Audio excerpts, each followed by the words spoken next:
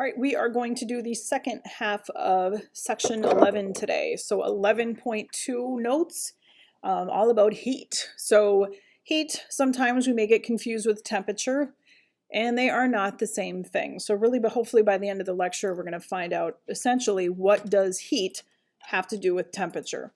So heat, temperature, and thermal energy. So what is heat? So definition of heat is thermal energy that's moving or is capable of moving. And your book talks about a chocolate bar.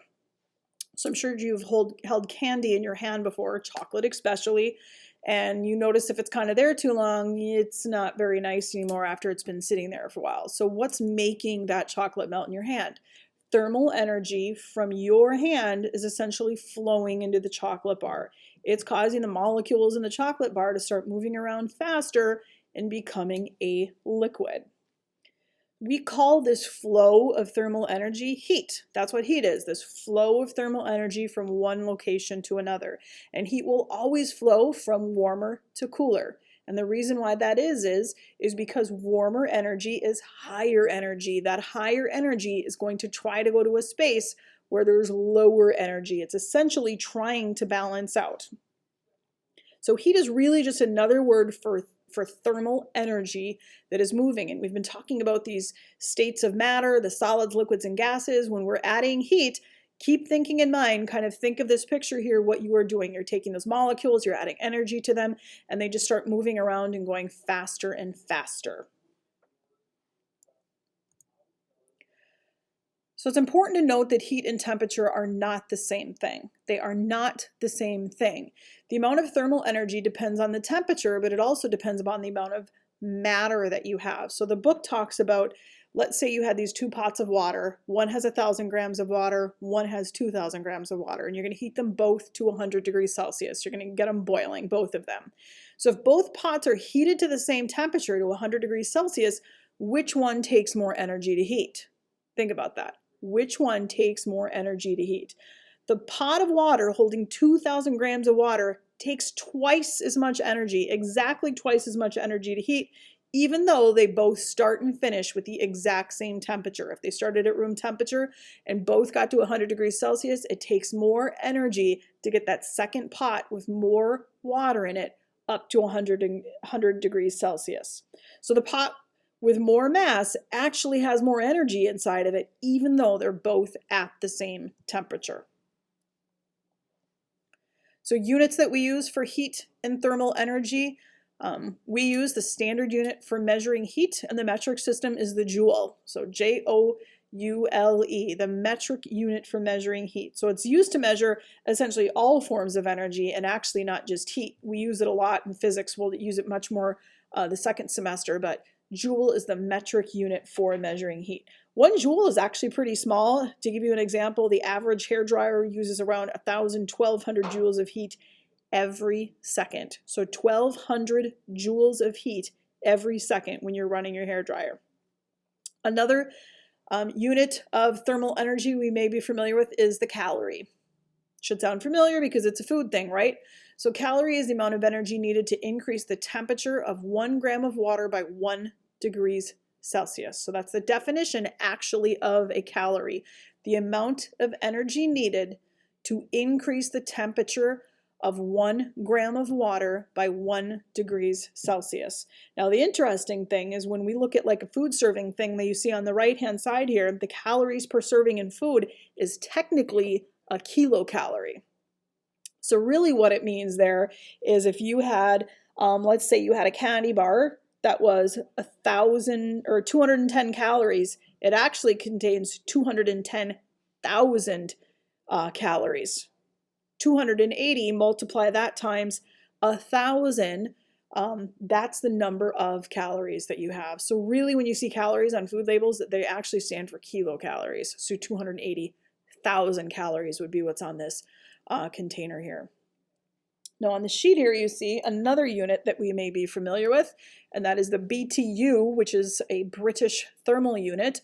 This is the unit that we use to measure heat produced by heating systems. So when we talk about a furnace that you have in your house, or maybe heat removed by air conditioning systems, we will actually measure that in BTUs, or British thermal units. 1 BTU is the quantity of heat it takes to increase the temperature of 1 pound of water by 1 degree Fahrenheit. So you look at those two measurements right there, pounds, English measurement, so is Fahrenheit. So you can see the BTU would be an English system measurement. It would not be a metric system measurement, but you can see now why we use it in the United States, since we still use the English system of measurement. So just comparing the two on the side there, you see the difference between a calorie and a BTU. Also, just a little picture here to show you if you want to compare different energy sources that we might be able to use to heat our homes with, just to give you an idea. The different BTU potentials that these things have. Like, let's say you compare a gallon of gasoline, that has a BTU potential of 124,000 BTUs. If you were to burn a short ton of coal, 20,681,000 BTUs. Fuel oil, 6,287,000 BTUs. So you can see not all energy produces the same amount of heat or thermal energy. So these things give us different outcomes when we burn them.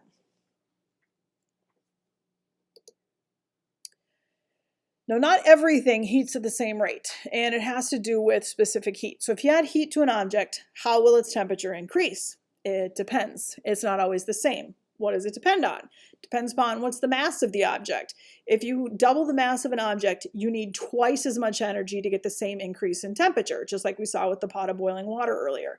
So different amounts of mass gonna heat up differently. What's the material you're heating up? Different materials heat at different rates. So the property of a substance that tells us how much heat is needed to raise the temperature of 1 kilogram of it by 1 degree Celsius is what specific heat is. So the bottom on the slide here is the definition of specific heat. So if you look at the picture on the slide here, a kilogram of water and a kilogram of steel. If I want to raise a kilogram of water 1 degree Celsius, I need to add 4,184 joules of heat. If I want to heat up a kilogram of steel and raise the temperature just 1 degree Celsius, I need to only add 470 degrees Celsius. So you can clearly see in the picture here, water has a much higher specific heat than steel does. Steel heats up much more quickly than water does. So water, and hopefully you learned about this last year in 8th grade earth science, water has a really high specific heat. Really high specific heat. Here's a table showing us some of the other things. So water is at 4.18. We just saw steel is much lower than that. You look at other things here like iron, which obviously is found in steel, 0.45, copper, 0.38, lead, 0.13. So it's much easier to heat these things than you see on the top. So water has a high specific heat. You have to put a lot of energy in it to get it to move. And just going on a little bit further about that, the fact that water, let me go back here, the fact that water does have a high specific heat is really important to our planet. Because water takes so long to heat up and it hangs on to that heat for such a long period of time is what makes our planet hospitable. It's what makes it so that we have a nice average temperature of around 22 to 23 degrees Celsius and not huge giant fluctuations in temperature. Water is a good thing and it really helps regulate temperature on Earth really, really well. So why is specific heat different for different materials? So why does water have this high specific heat and steel does not? So it all has to do with the atoms or molecules that are making it up. If something has heavy atoms or molecules, it's going to have a low specific heat. The reason why is it has fewer particles per kilogram. It's got bigger molecules taking up more space. If it's a lighter atom or molecule, it has a high specific heat. It has more particles per kilogram, more particles per kilogram. So your book uses these two examples, silver and aluminum. Silver has a specific heat of 235 joules per kilogram per degree Celsius.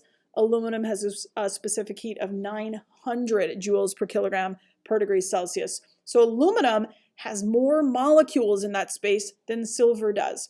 So it's going to take more to get it heated up. Energy is spread over more atoms, less energy per atom, so lower temperature gain per joule. So it all has to do with water is at high specific heat because it has lighter atoms or molecules, or more or think of it this way, more particles per kilogram. So it's all about those molecules and how they're organized.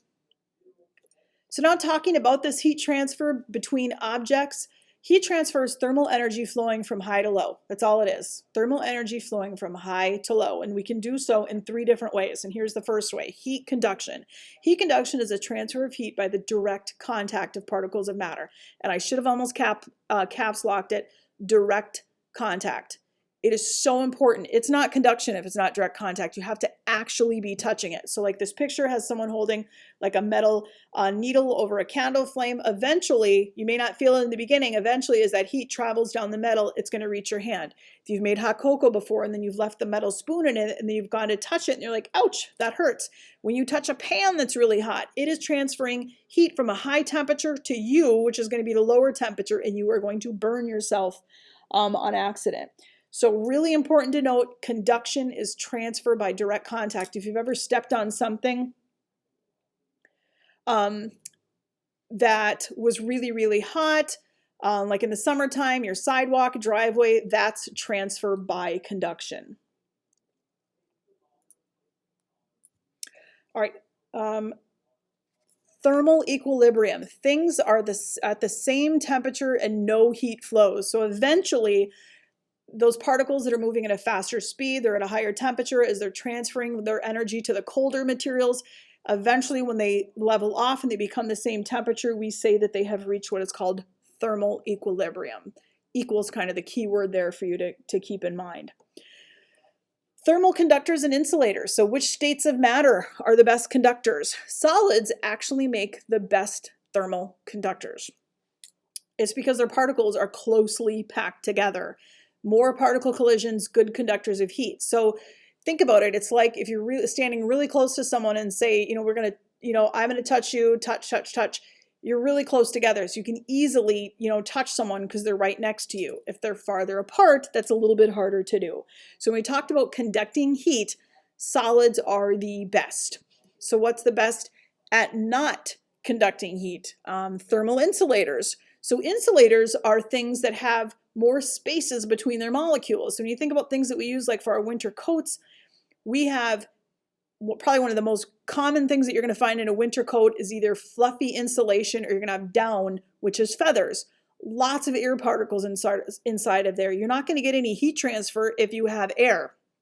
So the picture on the right is showing you those little feathers inside of there are filled with air spaces, so you're not going to get a transfer of heat there. You're not going to be having your warm inside going to the out or the cold coming into you. Our houses, we go ahead and put insulators in our house to make sure that we're not going to get that heat transfer, especially in the really cold months. And think about what insulation is like if you've ever seen insulation before. It's often full of air. So it's either really fluffy or otherwise if you have spray foam insulation, lots of air inside of there. You want air because it's going to make it so that there is not that transfer between the two. So items are, if they're good thermal conductors, heat goes through them really quickly. Copper, aluminum, gold. Insulators are things where you're not going to have that happen. You're going to have more air particles inside of them. Conduction does not occur in a vacuum. So if we need direct contact and you have a vacuum, you are not going to have conduction, transfer of heat by conduction. So you think about all the fancy things that we buy now to keep our beverages cold and our beverages hot, our food cold in the cooler. They work off of what we just talked about. So if you take a Yeti and you were to slice it in half, which they did it for us here on the video, so we don't need to do that to our own that we paid for, all they've done, as you can see here, is created a vacuum. There is an airspace there. So if you have an airspace, heat is not allowed to be transferred between the two. The Yeti cooler on the right-hand side here, it's filled with foam, a lot of air. That air, the heat transfer cannot go in between them. Next transfer of heat is going to be convection. So convection is the transfer of heat by the motion of matter, such as the motion of moving air or water. So think about water flowing, air flowing, it's actually moving even though sometimes we can't see it.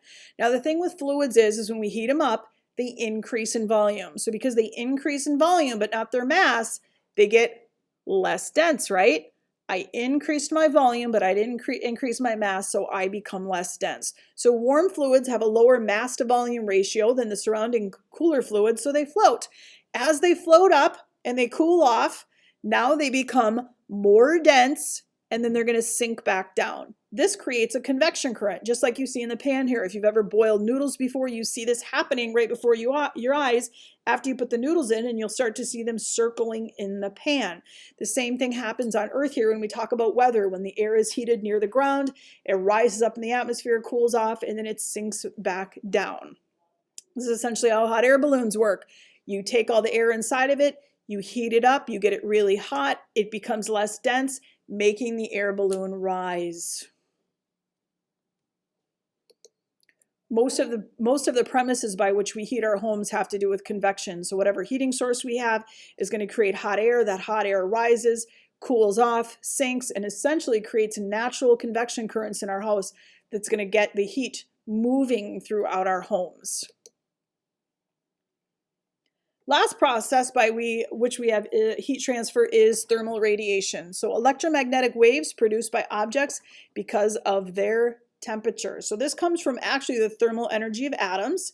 The higher the temperature they have, the more thermal energy they have. Now the difference with radiation than the other two heat transfers, this can travel through a vacuum, which is a wonderful thing, because if it didn't, we would not be probably here on planet Earth, because we're not getting any energy from the sun. So the energy from the sun comes from thermal radiation. So all the energy the Earth receives from the sun comes from thermal radiation. So it's essentially heat transfer through the air or through a vacuum.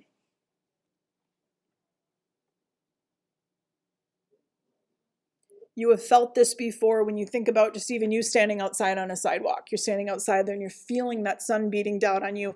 That is thermal radiation.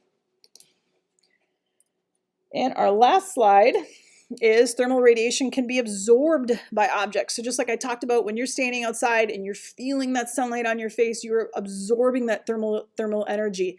And it's not just you that can do that when you're outside, absorbing the sunlight. All of the objects we have outside too as well absorb thermal energy or thermal radiation. If the temperature object rises, more thermal energy is absorbed.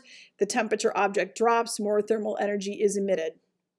So this figure that we have down here on the bottom, or that I have, is what we call the albedo of surfaces. So it kind of goes through and shows you the different temperatures here, how these, and this happens to be roofing materials, on how the temperature is going to be different. If you've ever known anyone that has had to work on a roof before, especially in the summertime, look at how hot it can get up there. If you're on a roof with shingles, 140 to 190 degrees Celsius, versus if you're someone who has a white roof, look at how much cheaper that is. And shockingly, some people even have roofs with grass on them, and that would be a vegetative roof at 90 degrees. So different surfaces absorb thermal radiation at different temperatures.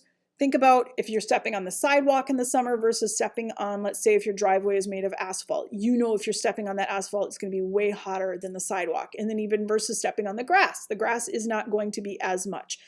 Think about a mirror. So if you have a mirror outside, it's going to reflect almost all of that sunlight. It's not going to be hot at all. So darker surfaces absorb more thermal radiation. That's the reason why when you see people that live in really warm climates, they're often not wearing dark clothing. They're wearing very light clothing, because that light clothing is not going to absorb the solar radiation as much as the other colors are.